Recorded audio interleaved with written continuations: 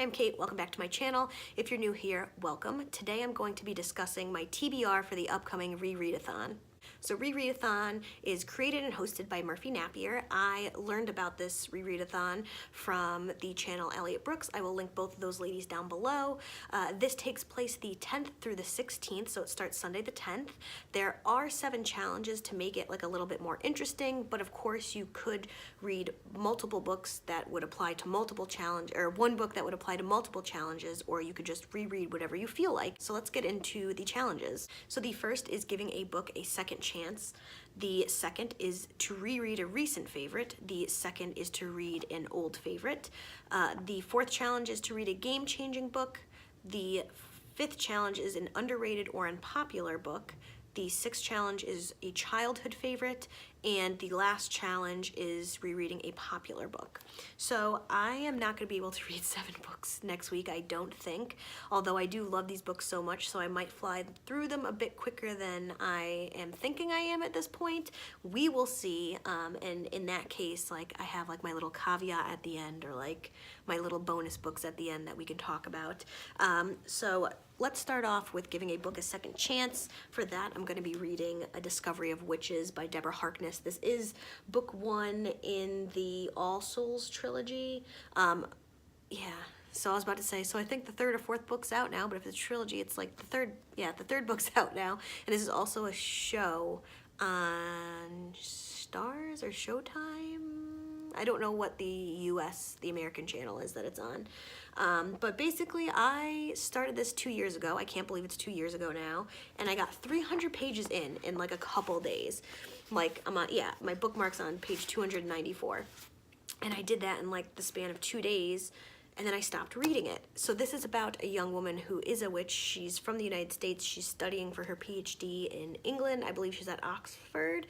And she's studying in the library when she comes across this ancient book that she ends up returning. But it turns out this book is something that a lot of people are after. So in this world, it's like ours, but there are witches, there are demons, and there are vampires, not in like the traditional sense that we're used to in like folklore and mythology.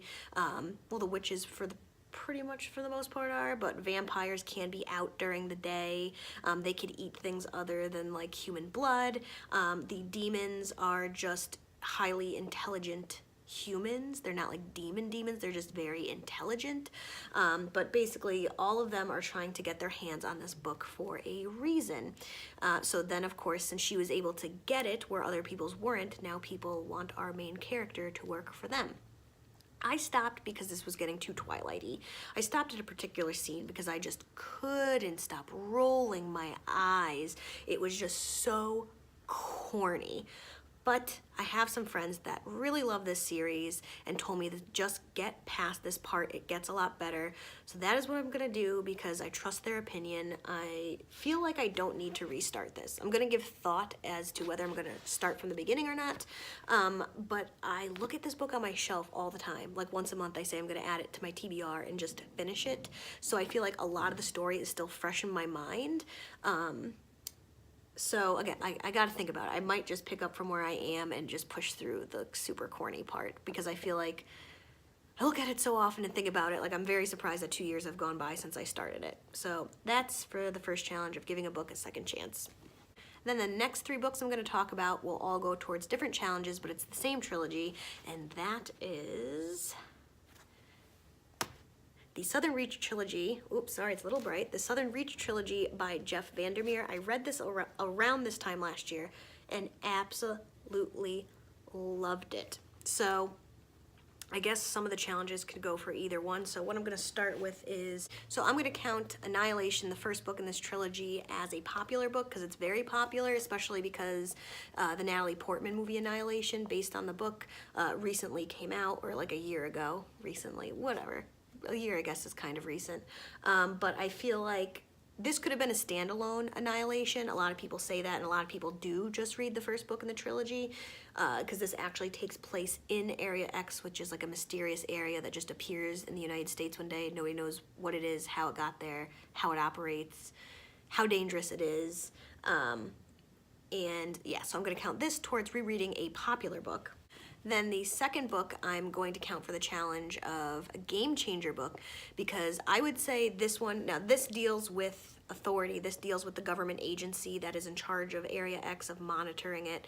And I would say reading this book is where I realized that I really do like science fiction-y, like it's kind of science fiction, it's like our own world, it's not necessarily a dystopian world because it's only a part of the United States that Area X has taken over.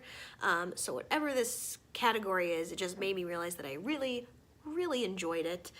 So this is going to be my game changer. And then the last book in the series, I'm kind of going to count this towards the unpopular book because I feel like most people who have read the full trilogy have said that this is their least favorite in the trilogy. Personally, I still really enjoyed it, and it's just kind of like the conclusion, the wrap up to the government agency and the characters we met in the first book and the second book. I just love this whole trilogy. This TBR is really just me gushing over the Southern Reach trilogy. I'm so excited to reread it. Then the last book that I have to talk about before I get into like my bonus books book is The Silence of the Girls by Pat Barker. I did read this in December or November or October.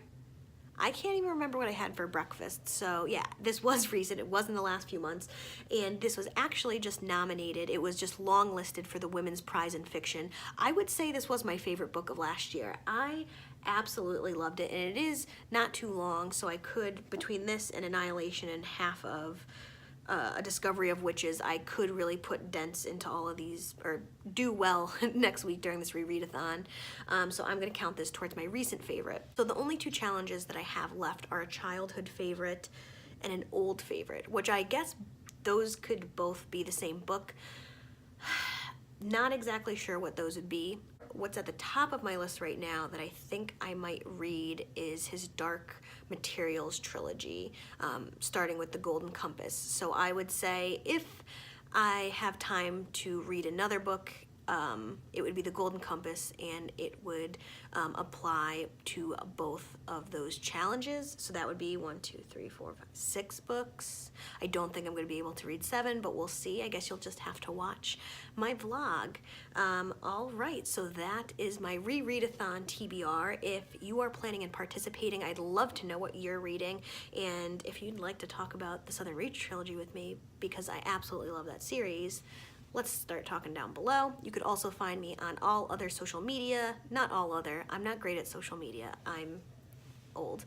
So if you want to talk to me anywhere else, I suggest Instagram. I'm on there daily. That is where I am the most active on social media. Other than that, I will see you in the next video. Bye.